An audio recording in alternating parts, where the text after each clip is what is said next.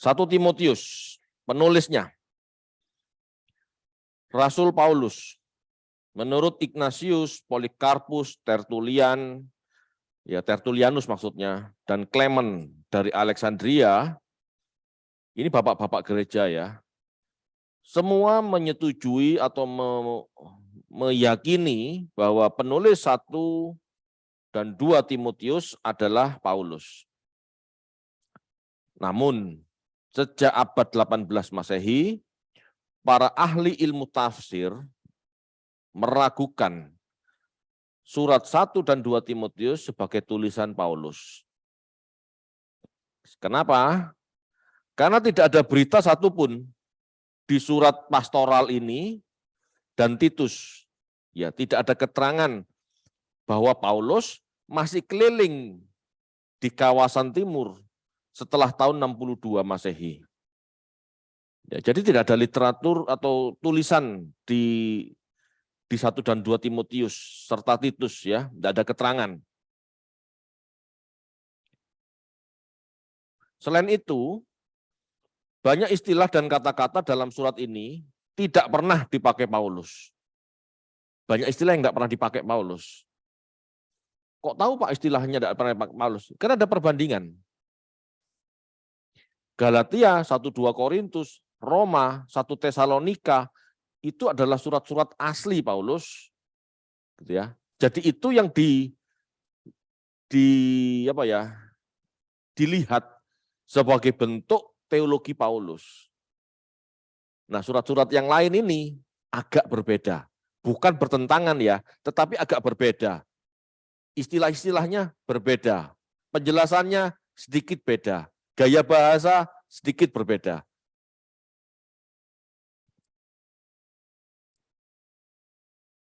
Dalam 1-2 Timotius ada kesan ya, umat tidak lagi diajak untuk mempersiapkan diri guna menjemput Tuhan, melainkan untuk hidup tenang dan tentram dalam segala kesalehan dan kehormatan. Kalau di surat-surat asli Paulus itu ngajak orang bersiap-siap, betul-betul meninggalkan dunia, meninggalkan segala milik. Tetapi di 1-2 Timotius ada kesan tulisan ini tidak lagi mengajak untuk orang berkemas-kemas, istilahnya gitu. Kita baca yuk, 1 Timotius 2 ayat 2.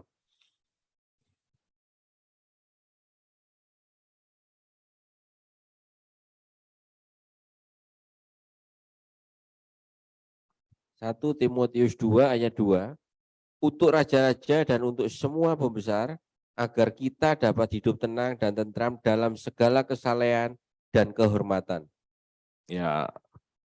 Oke, jadi berdasarkan 1 Timotius 2 ayat 2 gitu ya. Ada kesan supaya umat tenang-tenang saja. Dalam arti ya tenang-tenang dalam kesalehan pasti. Tetapi tidak pernah menyebutkan seperti surat-surat Paulus yang terdahulu bahwa mereka sedang menyongsong kedatangan Tuhan. Tidak ya. Ini berbeda dengan sikap Paulus yang kita tahu bahwa Paulus adalah seorang eskatomania. Gitu ya. Jadi diperkirakan suasana atau keadaan yang agak tenang ini sebetulnya adalah akhir abad pertama. Situasi agak tenang ini bukan tenang dari aniaya ya. Jadi aniaya ini tetap ada, ya sporadis. Tetapi tenang dalam arti kesannya para rasul tidak mendorong. Bahasa Jawa Timurnya itu tidak ngoprak-ngoprak itu istilahnya ya. Ayo berkemas-kemas, ayo berubah, ayo kita menyongsong Tuhan. Tidak seperti itu sudah. Tinggallah tenang, hiduplah saleh dan bijaksana dengan tetanggamu, sekelilingmu gitu. Ada sikap seperti itu.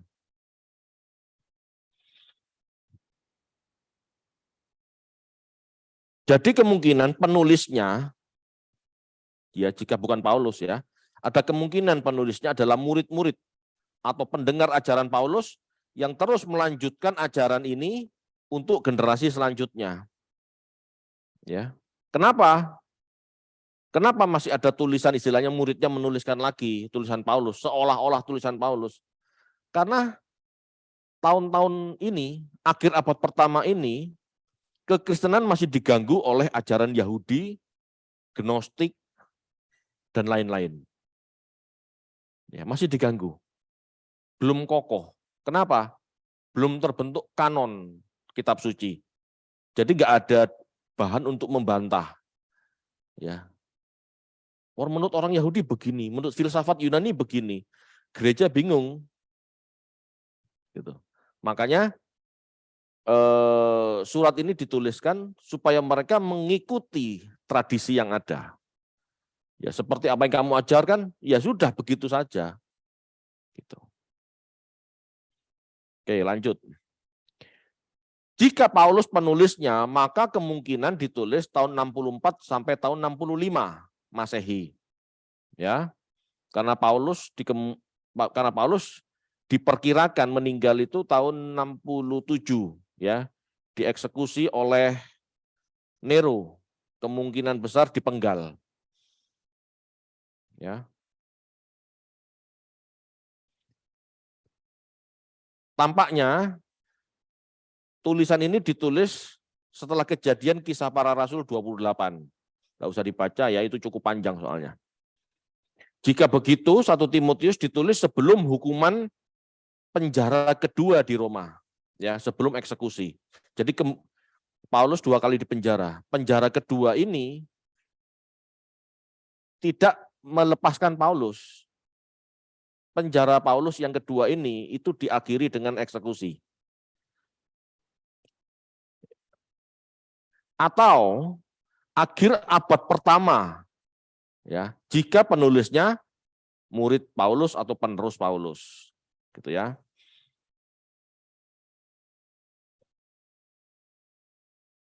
Tema utamanya pelayanan pastoral untuk jemaat yang setia. Gereja digunakan untuk menyatakan kerajaan Allah di bumi. Jadi gereja itu gambaran kerajaan Allah di bumi. Jadi pemerintahan Allah di bumi. 1 Timotius, 2 Timotius itu kan surat pastoral, surat untuk jemaat, gitu ya. Jadi di surat ini diajarkan bagaimana hidup berjemaat. Latar belakangnya 1 Timotius bersifat pribadi dan pastoral. Berbeda dengan kebanyakan surat Paulus yang ditujukan kepada gereja di lokasi tertentu. Surat Efesus ya untuk jemaat Efesus. Gitu ya. Kalau 1 Timotius untuk pastornya, untuk memimpin jemaatnya. Gitu maksudnya ya. Surat ini ditujukan pada Timotius sebagai uskup dari Efesus. Jadi Timotius itu uskup Efesus, pemimpin jemaat di Efesus. Gereja saat itu dibagi dua, kepemimpinan dibagi dua ya, presbiteros sama episkopos. Presbiteros itu penatua, episkopos itu penilik jemaat, gitu ya. Pemimpin jemaat itu episkopos. Presbiteros itu kemungkinan besar berlaku sebagai gembalanya, pengkhotbahnya, gitu. Jadi ada dua. Paulus berbicara sebagai mentor yang berpengalaman mengajari muridnya. Ya, Paulus berbicara kepada anaknya, anak rohani maksudnya Timotius. Di Efesus, beberapa anggota gereja, beberapa anggota jemaat mengajarkan berbagai macam opini-opini teologi dari yang tidak berhubungan sampai kepada ajaran yang sesat. Ya, kita coba baca yuk. 1 Timotius 1 ayat 3 sampai 7.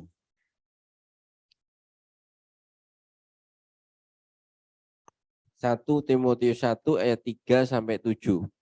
Ketika aku hendak meneruskan perjalananku ke wilayah Makedonia, aku telah mendesak engkau supaya engkau tinggal di Efesus dan menasihatkan orang-orang tertentu agar mereka jangan mengajarkan ajaran lain ataupun sibuk dengan dongeng dan silsilah yang tiada putus-putusnya, yang hanya menghasilkan persoalan belaka dan bukan tertib hidup keselamatan yang diberikan Allah dalam iman. Tujuan nasihat itu ialah kasih yang timbul dari hati yang suci, dari hati nurani yang murni, dan dari iman yang tulus ikhlas. Tetapi ada orang yang tidak sampai pada tujuan itu dan yang sesat dalam omongan yang sia-sia. Mereka itu hendak menjadi pengajar hukum Taurat tanpa mengerti perkataan mereka sendiri dan pokok-pokok yang secara mutlak mereka kemukakan. Ya, jadi ajaran sesat ini sibuk dengan dongeng, mitos-mitos istilahnya ya, silsilah-silsilah yang tidak putus-putusnya, yang hanya menghasilkan persoalan belaka, perdebatan maksudnya. Oke, kita baca ayat pasal 4 ayat 1. 1 Timotius 4 ayat 1, tetapi roh dengan tegas mengatakan bahwa di waktu-waktu kemudian ada orang yang akan murtad lalu mengikuti roh-roh penyesat dan ajaran setan-setan. Ayat 2. Ayat 2, oleh tipu daya pendusta-pendusta yang hati nuraninya memakai cap mereka. Ayat 7. 1 Timotius 4 ayat 7, tetapi jauhilah tahayul dan dongeng nenek-nenek tua, latihlah dirimu beribadah. Jelas ya. Jadi, ini masih banyak sebetulnya, ciri-ciri lainnya masih banyak. Apa kita mau lanjut aja dulu sebentar. Pasal 6 ayat 3 sampai 5. 1 Timotius 6 ayat 3 sampai 5. Jika seorang mengajarkan ajaran lain dan tidak menurut perkataan sehat, yakni perkataan Tuhan kita Yesus Kristus, dan tidak menurut ajaran yang sesuai dengan ibadah kita, ia adalah seorang yang berlagak tahu padahal tidak tahu apa-apa. Penyakitnya ialah mencari-cari soal dan bersilat kata yang menyebabkan dengki, cedera, fitnah, curiga. Percecokan antara orang-orang yang tidak lagi berpikiran sehat dan yang kehilangan kebenaran, yang mengira ibadah itu adalah suatu sumber keuntungan. Memang ibadah itu kalau disertai rasa cukup memberi keuntungan besar. Kalau Anda tahu ini, ya kalau kita memahami ini, kita tidak akan ribut. Kita tidak akan ribut dengan hal-hal yang tadi disebutkan. Ya, masalah silsilah, masalah mitos-mitos, dongeng-dongeng gitu ya. Lalu bersilat kata gitu ya. Kita tidak akan bersilat kata. Bersilat kata itu cekcok istilahnya, debat yang enggak, debat kusir yang tidak jelas ini. Yang menyebabkan dengki, percideraan, fitnah, curiga. Kalau kita mau mengikuti apa kata kitab suci, apa kata yang tertulis di ayat-ayat ini, kita tidak akan ribut dengan siapapun. Ya, kita lakukan aja apa yang kita pahami dan selesai sudah. Mereka mau mengatakan kita sesat lah, mau mengatakan kita begini begitu, dicuekin tuh. Nggak perlu sebetulnya. Ya. Kalau mau berdiskusi boleh, tetapi bukan berdebat, bukan ejek-ejekan, ece-ecean, gitu ya. Diskusi harus supaya kita mendapatkan titik temu kan, tapi bukan menang-menangan gitu loh istilahnya. Ya, jadi nggak perlu bersikap seperti para bidat yang ada di Timotius. Ya, kita harus berbeda, gitu ya. Ide-ide heterodok itu lawan katanya ortodok. Heterodok itu hetero, bermacam-macam ajaran. Ortodok, ajaran yang satu, ajaran yang lurus, orto gitu ya. Ide-ide heterodok adalah pemahaman Yahudi, Gnostik, Doketisme saat itu ya. Jadi heterodok di sini maksudnya ajaran-ajaran sesat. Ide-ide ajaran sesat ini adalah pemahaman Yahudi. Jadi kalau orang Kristen yang ke Yahudi-Yahudian, jangan-jangan dia lagi terhisap sama pemahaman-pemahaman sesat. Ya. Perjanjian lama ini memang kitabnya Yahudi, tetapi nggak semua diambil oleh Tuhan Yesus. Yang kita ambil, yang Tuhan Yesus ambil, itulah yang kita ambil. Ya. Jadi jangan merasa pandai, merasa mengerti perjanjian lama, gitu ya. Karena tanpa Tuhan tidak ada seorang pun yang bisa membaca kitab perjanjian lama. Kenapa? Ada selubung, ada selaput. Kita baca yuk, 1 Timotius 1 ayat 4.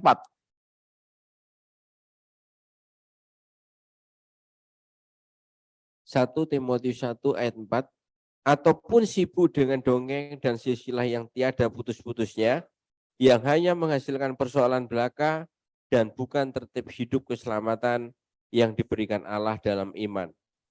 Ayat 7. Ayat 7, mereka itu hendak menjadi pengajar hukum Taurat tanpa mengerti perkataan mereka sendiri dan pokok-pokok yang secara mutlak mereka kemukakan. Ya, jadi jelas ya. Ayat 4 dan ayat 7 itu mencerminkan orang-orang Yahudi, bidat-bidat Yahudi, gitu ya. Lalu pasal 4 ayat 1 sampai 5. 1 Timotius 4 ayat 1 sampai 5. Tetapi Roh dengan tegas mengatakan bahwa di waktu-waktu kemudian ada orang yang akan murtad lalu mengikuti roh-roh penyesat dan ajaran setan-setan. Oleh tipu daya pendusta-pendusta yang hati nuraninya memakai cap mereka. Mereka itu melarang orang kawin, melarang orang makan makanan yang diciptakan Allah, supaya dengan pengucapan syukur dimakan oleh orang yang percaya dan yang telah mengenal kebenaran. Karena semua yang diciptakan Allah itu baik dan suatu pun tidak ada yang haram jika diterima dengan ucapan syukur. Sebab semuanya itu dikuduskan oleh firman Allah dan oleh doa. Ya. Ayat 4, pasal 4 ayat 1 sampai 5 ini juga mencerminkan ajaran bidat-bidat. Yahudi, ajaran mistisme, gitu ya. Mengikuti roh-roh penyesat, ajaran setan-setan, tipu daya pendusta-pendusta. Nah, ini gnostik, gitu ya. Pasal 2 ayat 5.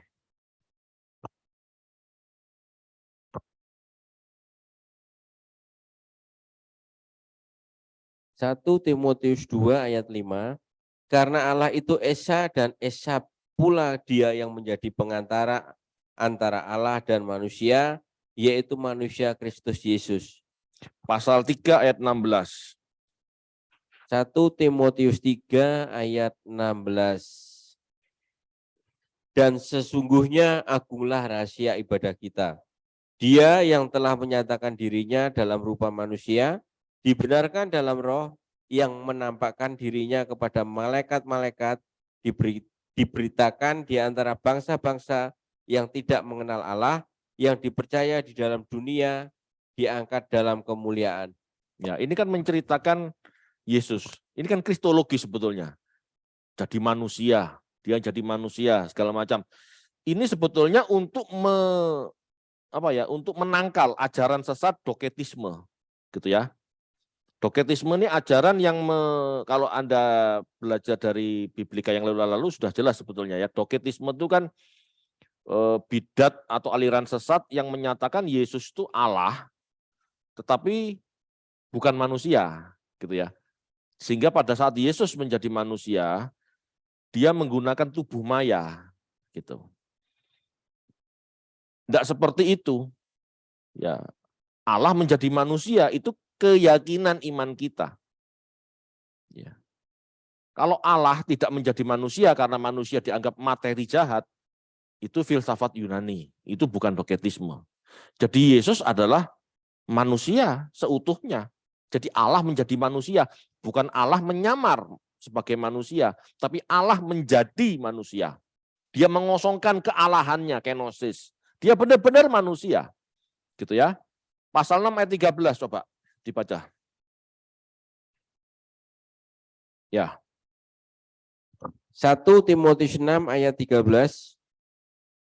Di hadapan Allah yang memberikan hidup kepada segala sesuatu dan di hadapan Kristus Yesus yang telah mengikrarkan ikrar yang benar itu, juga di muka Pontius Pilatus kuserukan kepadamu. Ya.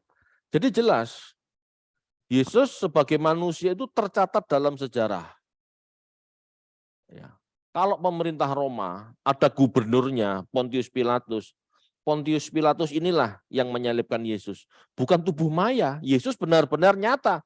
Dan Pontius Pilatus menjadi orang yang menyaksikan kemanusiaan Yesus. Gitu loh maksudnya. Ya, jadi 1 Timotius itu. Ajakan kepada Timotius untuk melawan ajaran sesat. Untuk melindungi jemaat dari pola pikir yang salah.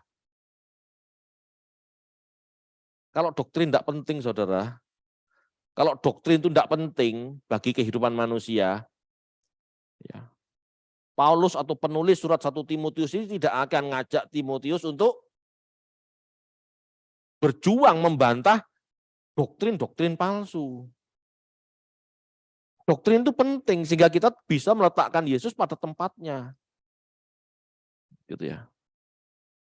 Kita berdoa di dalam nama Yesus, harus tahu Yesus itu siapa. Berdoa kepada siapa?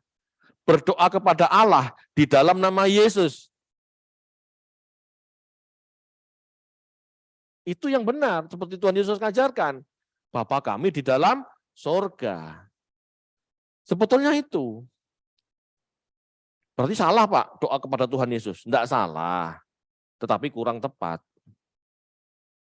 Kan alangkah baiknya kalau kita tepat berdoa. Seperti yang Tuhan Yesus ajarkan. Berdoalah, Bapa kami yang di surga, dikuduskanlah namamu. Baru diakhiri di dalam nama Yesus, aku berdoa. Maksudnya di dalam nama Yesus apa? Aku sepakat sama Tuhan Yesus, gitu loh. Aku bersehati sama Tuhan Yesus. Aku berdoa seperti Tuhan Yesus berdoa. Itu di dalam nama Tuhan Yesus. Kalau tidak mengerti doa Bapa kami, tidak mengerti ajaran atau doktrin Allah, doktrin Tritunggal, ya kita bingung mau doa dalam doa kepada Yesus, tapi di dalam nama Yesus kan bingung. Berdoa kepada Tuhan Yesus di dalam nama Yesus kan bingung. Kita berdoa kepada Bapa di dalam nama Yesus. Kenapa? Karena kita nggak bisa sampai kepada Bapa kalau Tuhan Yesus tidak melakukan pendamaian. Kita berdoa kepada Bapa di dalam nama Yesus. Karena siapa? Yang Bapa lihat ini kekudusan Yesus. Tidak melihat kita yang najis ini, tidak bisa. Kita tidak layak bersentuhan dengan Bapa.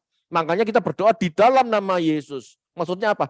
Kita di dalam Yesus. Yesus yang maju di depan. Karena dia menebus kita. Tidak bisa, Bapak, begini, begitu. Di dalam namaku sendiri aku berdoa. Tuhan, Bapak nggak mau. Siapa kamu? Kamu najis kok. Itu loh maksudnya. Pada saat kita bersekutu dengan Yesus, mau hidup seperti Yesus hidup, itulah disebut dalam nama Yesus aku berdoa. Aku menyatukan diri sama Tuhan Yesus.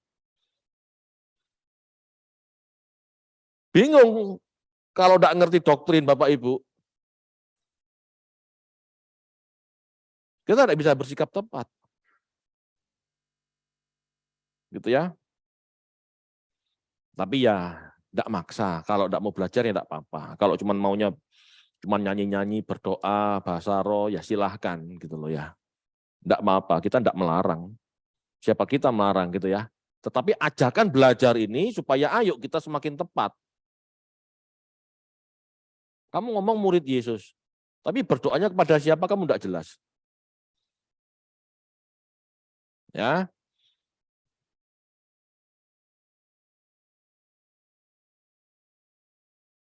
Kita masuk ke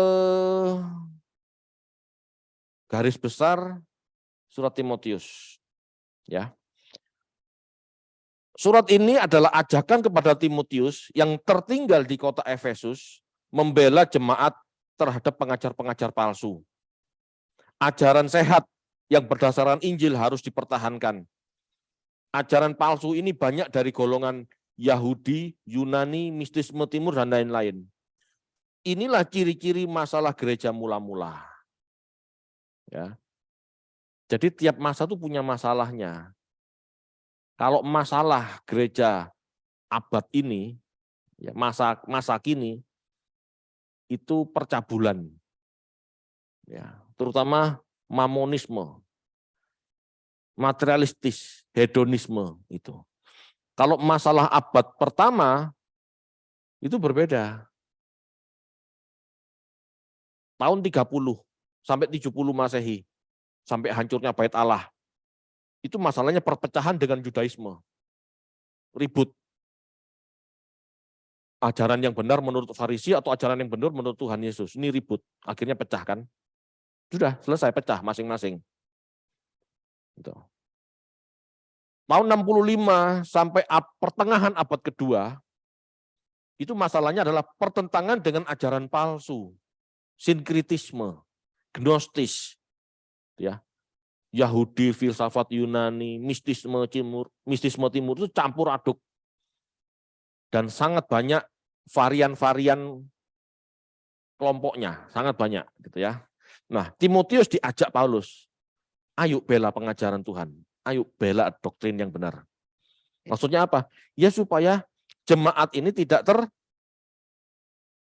terperosok, terhanyut dalam pengajaran-pengajaran yang aneh-aneh. Ya. Itu pasal 1 sampai pasal 2. Lalu masuk pasal 3 sampai pasal 6,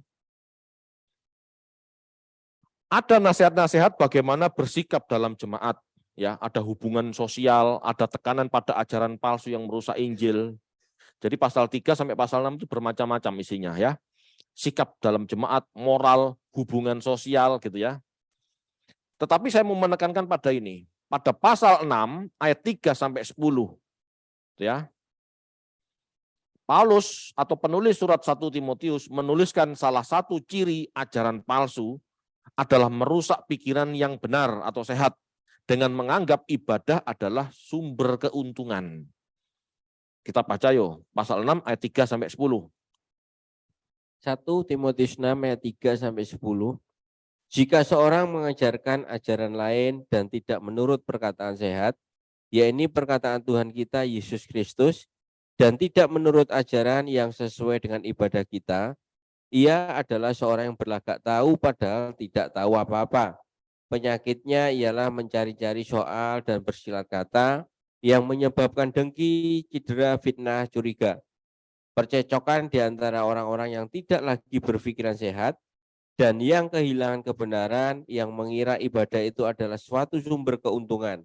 Memang ibadah itu kalau disertai rasa cukup memberi keuntungan besar.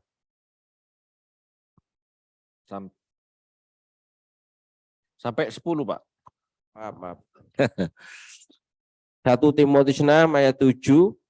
Sebab kita tidak membawa sesuatu apa ke dalam dunia dan kita pun tidak dapat membawa apa-apa keluar. Ayat 8. Asal ada makanan dan pakaian cukuplah. Ayat 9. Tetapi mereka yang ingin kaya terjatuh ke dalam pencobaan, ke dalam jerat dan ke dalam berbagai-bagai nafsu yang hampa dan yang mencelakakan, yang menenggelamkan manusia ke dalam keruntuhan dan kebinasaan. Ayat 10. Karena akar segala kejahatan ialah cinta uang. Sebab oleh memburu uanglah beberapa orang telah menyimpang dari iman dan menyiksa dirinya dengan berbagai-bagai duka. Oke. Jadi kalau Anda perhatikan ya, pasal 6 ayat 3 sampai 10, tadi pertama kan sudah pernah dibaca, ini kan pembacaan yang kedua.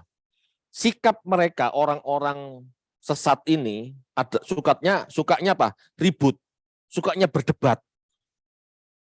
Ya. Sukanya ribut, sukanya berdebat. Yang diperdebatkan apa? Nah, ciri-cirinya itu menganggap ibadah adalah sumber keuntungan. Menganggap ibadah itu sumber duit, sumber kekayaan. Ya. Loh Pak, emangnya ke gereja bukan enggak boleh cari berkat? Enggak boleh. Ke gereja itu cari Tuhan, bukan cari berkat. Jadi jangan pernah sekali-sekali mengajak orang ke gereja, ayo ke gereja supaya diberkati. Itu salah loh. Itu sesat, bidat itu. Ayo ke gereja supaya kenal Tuhan. Ayo ke gereja supaya kamu tahu kehendaknya. Ayo ke gereja supaya kamu mendapatkan keselamatan. Itu betul. Ayo ke gereja supaya diberkati. Nanti tokomu rapi. Persembahanmu lo digandakan. Kayak siapa namanya itu? Yang di Probolinggo tuh. 30, 60, 100 kali lipat. Iya, kayak gitu. Bapak Ibu, gereja bidat loh. Gereja yang mengajarkan, gereja sumber berkat, sumber keuntungan, sumber cuan, bidat loh, itu sesat loh. Dan Anda mau terus di situ. Di Wahyu dikatakan, larilah. Larilah umatku, larilah daripadanya, supaya kamu nggak ikut dalam kesesatannya.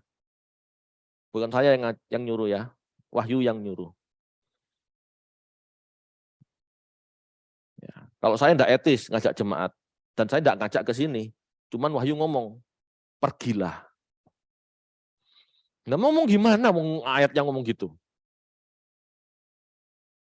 Ya. Kenapa? Gairahnya sama, ini gairah cari duit. Ajaran sesat yang di Timotius cari duit. Yang di Wahyu juga ada peringatan kepada jemaat Tuhan untuk lari dari pelacur besar, lari dari Babel besar. Itu gambarnya apa? Percabulan, gambar dari apa? Materialisme dan hedonisme. Lari dari situ. Lari dari gairah itu. Pak, orang Kristen tidak boleh kaya? Boleh, kalau memang Tuhan berkati. Tapi kamu jangan kepingin jadi kaya. Kan di ayat itu sudah ada. Ayat 9 coba Pak, dibaca ulang. Dipertegas coba Pak. 1 Timotius 6 ayat 9. Tetapi mereka yang ingin kaya terjatuh ke dalam pencobaan, ke dalam jerat dan ke dalam berbagai-bagai nafsu yang hampa, dan yang mencelakakan, yang menenggelamkan manusia ke dalam keruntuhan dan kebinasaan. Jelas ya. Masuk kurang jelas. Jangan ingin kaya. Perkara Anda tidak ingin kaya, kerja Anda maksimal, Tuhan berkati dengan berkat-berkat jasmani dan Anda semakin kaya, ya nikmati, gak apa-apa, bersyukur saja. Dan Anda tahu harus berbuat apa dengan kekayaan itu, gitu loh. Kalau Anda tidak tahu dengan untuk apa kekayaan itu, Anda terpeleset. Maka itu bukan berkat sebetulnya. Bisa jadi itu ujian. Kalau dikatakan berkat itu berarti membawa ya kondisi Anda dengan berkat melimpah itu kondisi Anda semakin dekat Tuhan itu berkat. Tetapi kalau semakin menjauh dan akhirnya jatuh dalam berbagai macam pencobaan itu namanya ujian, cobaan. Siapa yang mencobai? Ya diri Anda sendiri. Kenapa? Begitu orang ingin kaya, keinginannya kan macam-macam. Maksudnya gimana? Tuhan akan percayakan kekayaan pada orang yang siap dipercaya. Tapi kalau tidak siap, ya jangan. Dan Tuhan lebih mengasihi jiwa Anda daripada Anda istilahnya, Tuhan aku menderita Tuhan. Tidak apa-apa menderita nak daripada kamu masuk neraka. Tuhan mengasihi kita loh. Ya, jadi jangan ingin kaya Bapak Ibu. Belajarlah sungguh-sungguh, benahi dulu hidup Anda, pola pikir Anda, sehingga pada saat Tuhan kasih kekayaan Anda layak dipercaya. Itu sebetulnya. Ya, jadi bidat di Timotius, bidat di 1 Timotius, itu ciri khasnya apa? Kemakmuran. Ajaran kemakmuran. Itu sudah dinyatakan bidat. Lalu masih banyak orang Kristen yang senang ke gereja-gereja yang model kayak begini. Saya nggak menjelekkan mereka ya. Ini apa kata Timotius gitu loh. Saat itu kan gini, saat itu apa yang ditulis di 1 Timotius itu kan juga merebak di gereja-gereja. Jadi ajaran kemakmuran itu sudah ada di abad pertama.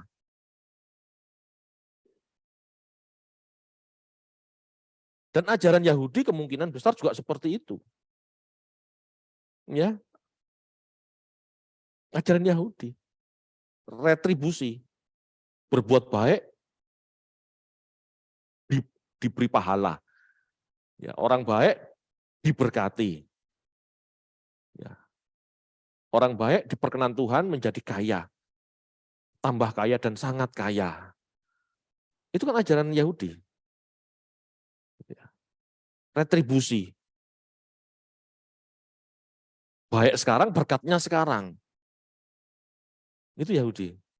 Kekristenan enggak. Baik sekarang, berkatnya besok di LB3. Kan enggak kelihatan, Pak. Memang enggak kelihatan. Iman Kristen adalah iman kepada janji Tuhan yang enggak kelihatan. Kalau janji Tuhan kepada sesuatu yang kelihatan, itu bukan iman, bukan pengharapan lagi sudah. Ya. Jadi beda loh Bapak Ibu. Anda tidak membaca perjanjian baru, lalu cuma membaca perjanjian lama, Anda tersesat, pasti tersesat. Ya. Ibadah harus disertai rasa cukup. Maksudnya itu mencukupkan diri. Dengan apa yang kita miliki, ya sudah terima saja. Tuhan, aku bersyukur dengan apa yang kami punya. Tuhan, aku bersyukur aku makan sego pecel. Tuhan, aku bersyukur aku makan bistik. Tuhan, aku bersyukur cuma makan nasi dan garam. Belajar rasa cukup. Kalau beribadah disertai rasa cukup, ya itu efektif. Kita bisa mencari Tuhan. Tetapi kalau ibadah tidak disertai rasa cukup, kita merasa kurang terus, kemaruk terus. Ujung-ujungnya yang dicari duit, berkat, bukan Tuhan. Makanya Tuhan ngomong, kalau kamu tidak bisa lepaskan segala milikmu, kamu nggak bisa dididik. Cocok kan? Itu ajaran Tuhan. Gereja itu urusan batiniah kita. Rindu Tuhan apa tidak? Mau diperbaiki apa tidak? Bukan cari kaya. Bukan minta kaya.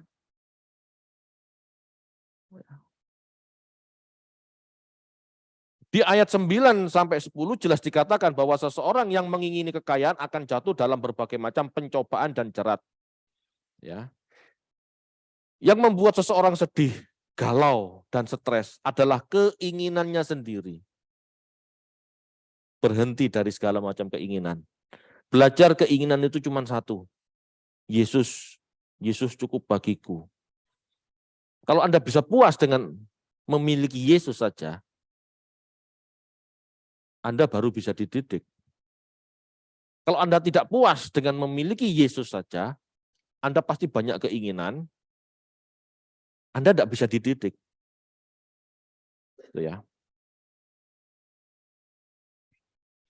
Tuhan Yesus maupun Paulus tidak pernah mengajarkan ibadah adalah sumber cari untung.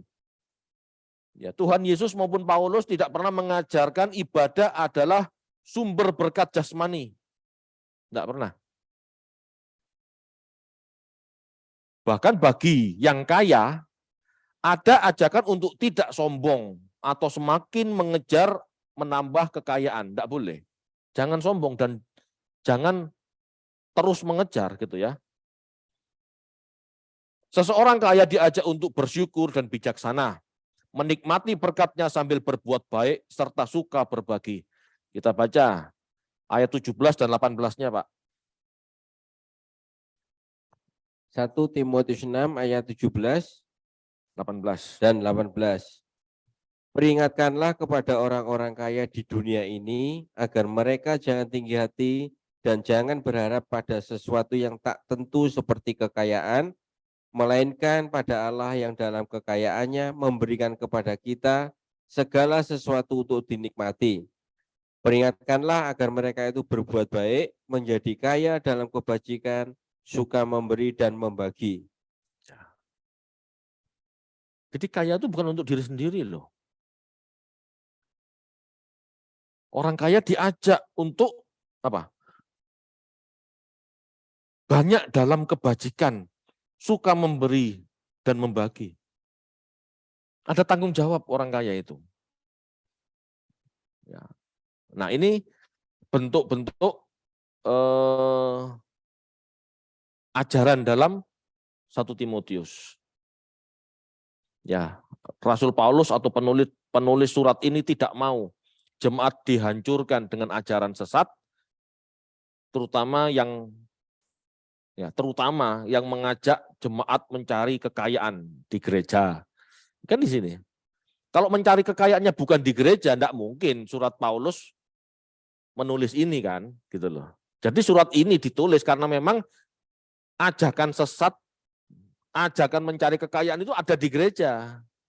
Ini teguran untuk jemaat kan sebetulnya. Teguran istilahnya gini, ajakan untuk gembala memerangi ajaran sesat di gereja. Di gereja masing-masing. Enggak mungkin kan Timotius diajak untuk memerangi ajaran sesat di kuil Diana gitu. Lah ngapain? Bukan, ini di gereja. Ya. Jadi itu 1 Timotius. Lalu kita lanjut ke 2 Timotius, ya. Tema utama 2 Timotius mengatasi kesulitan dalam pelayanan. Ya.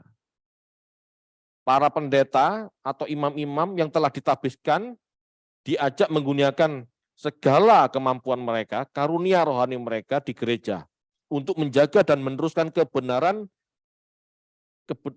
kehidupannya, ya, melalui tradisi yang ada. Karena saat itu perjanjian baru kan belum dikanon. Jadi bagaimana menyatakan kebenaran? Ya sudah, apa yang pernah kamu dengar, apa yang kamu pelajari dari rasul-rasul sebelumnya atau dari surat-surat yang ada yang pernah kamu terima, ya sudah itu aja. Wah, gimana itu? Jadi sangat salah Bapak Ibu, kalau kita sudah punya perjanjian baru komplit, lalu kita mensia-siakan kitab suci ini.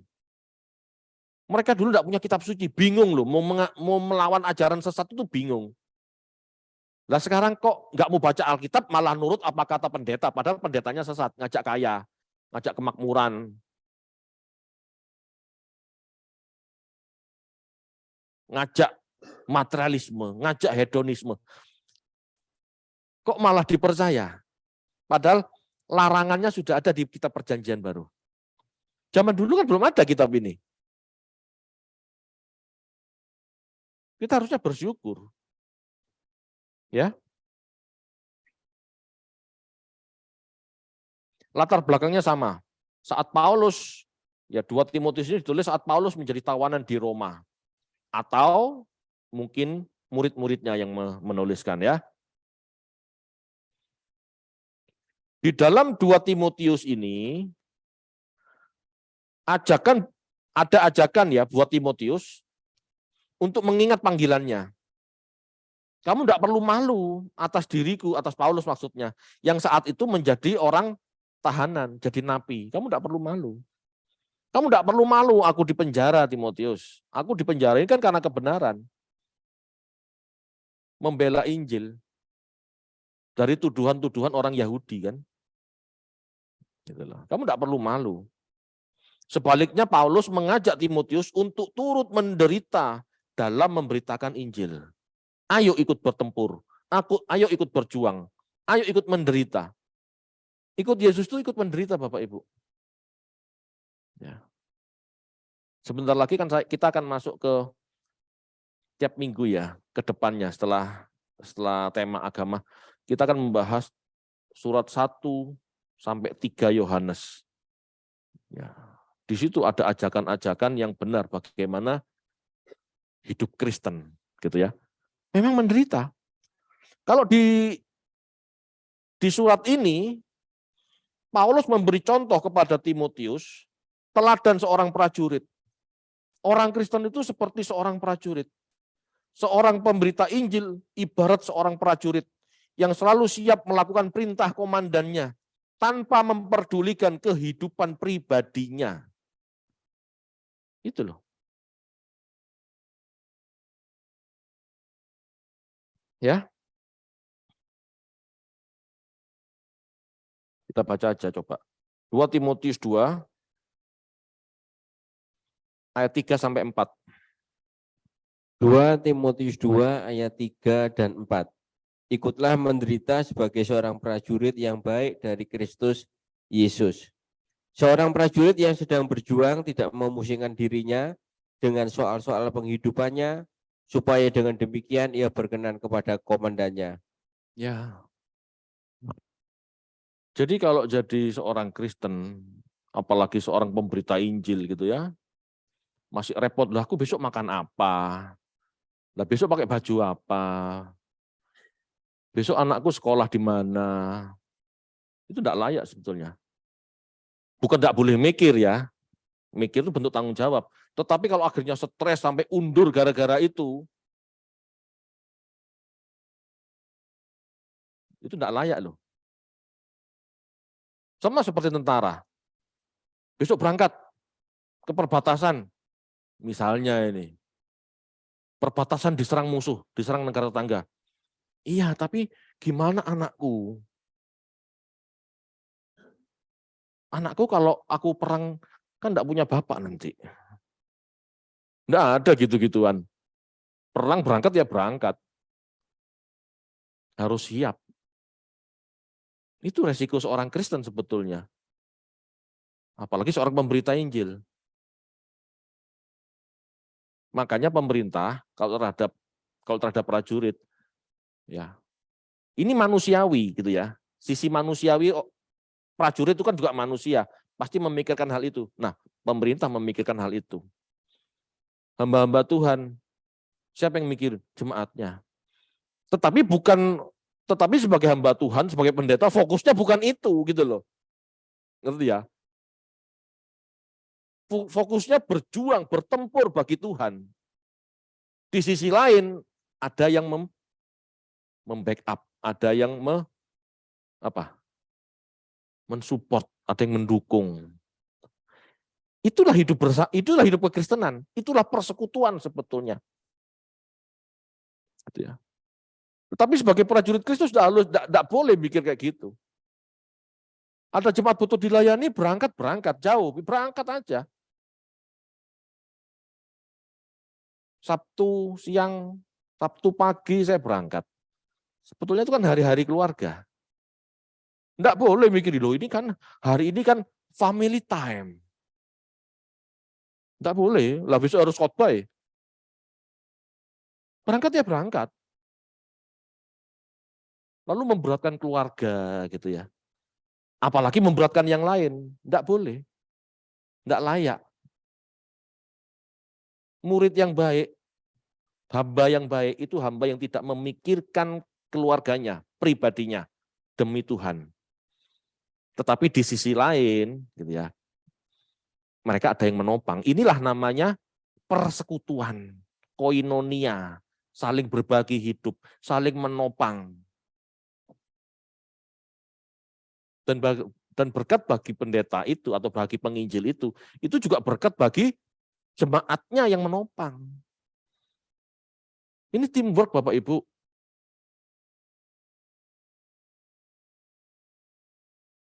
Teamwork. Ya. Rasul-rasul, 12 rasul, disupport oleh Paulus, betul? Paulus dari mana? Jemaat.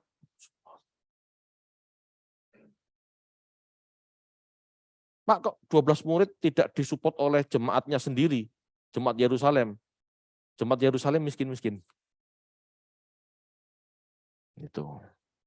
Ya, jadi supaya tahu. Ini saling menopang loh. Ya, Paulus memberi contoh teladan seorang prajurit, seorang pemberita Injil adalah ibarat prajurit yang harus siap melakukan perintah komandannya tanpa memperdulikan kehidupan pribadinya. Tadi sudah dibaca ya. Ada contoh juga bahwa seorang pemberita Injil seperti seorang olahragawan yang fokusnya meraih kemenangan. Meskipun di depannya banyak lawan dan tantangan. Olahragawan itu macam-macam. Lari maraton, gitu. Itu kan olahraga kan sudah ada sejak dulu maraton. Fokusnya finishnya 40 kilo jauh, dia lari. Enggak memperdulikan kanan kirinya, enggak ada warung sate mampir sih, enggak memperdulikan itu, lari-lari saja. Ibarat olahragawan, misalnya petinju, gulat, itu kan sudah ada zaman itu.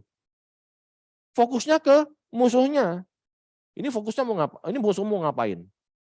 Mau ngejab, mau nge-straight, gitu. Dia kan fokus, enggak tolak kiri, tolak kanan, dia digebuk. Pemberita Injil itu seperti itu, harus fokus. Ya. Jadi 1-2 Timotius ini beritanya ini. Pesan nasihat buat jemaat, ya, buat kelakuan jemaat, buat moralitas jemaat, hubungan antar sesama jemaat, dan ya nasihat untuk pendetanya, nasihat untuk pemimpin-pemimpin jemaatnya ini. Ya. Jadi inilah yang saya bisa sampaikan untuk malam hari ini, materi 1-2 Timotius. Ingat ya, ini benar-benar penting. Kenapa tekanan-tekanan ini harus disampaikan? Supaya Anda tahu bahwa hidup Kristen itu apa, bahwa pelayanan itu apa, itu. Bahwa kebenaran itu yang mana, bukan dongeng-dongeng, bukan silsilah.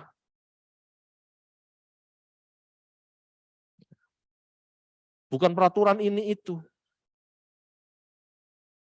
Ya, kalau Anda baca banyak. Kita tutup dengan satu ayat yuk. 2 Timotius 2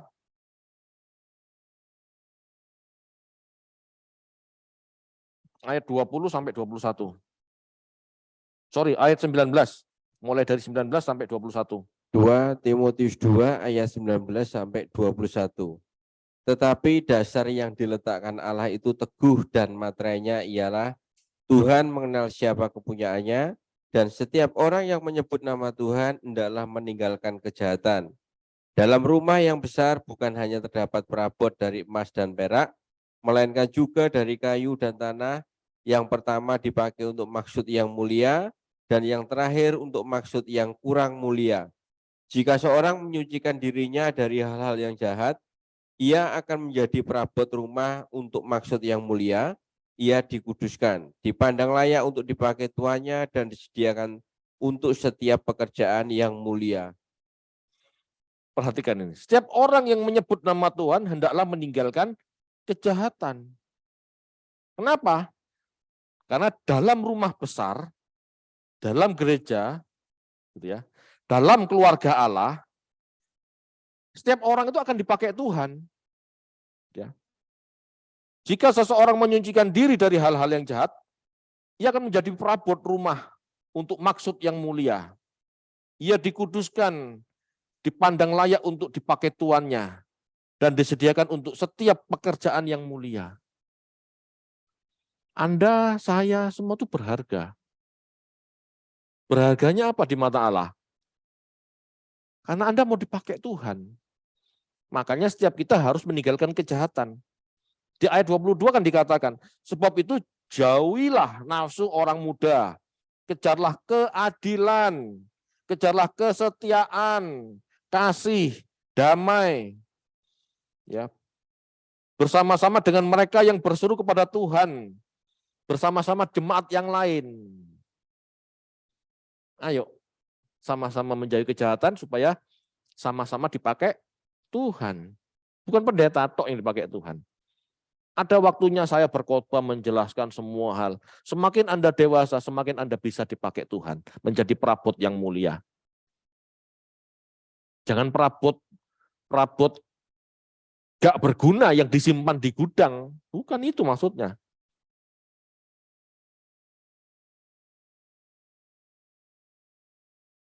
Ya, itu pesannya.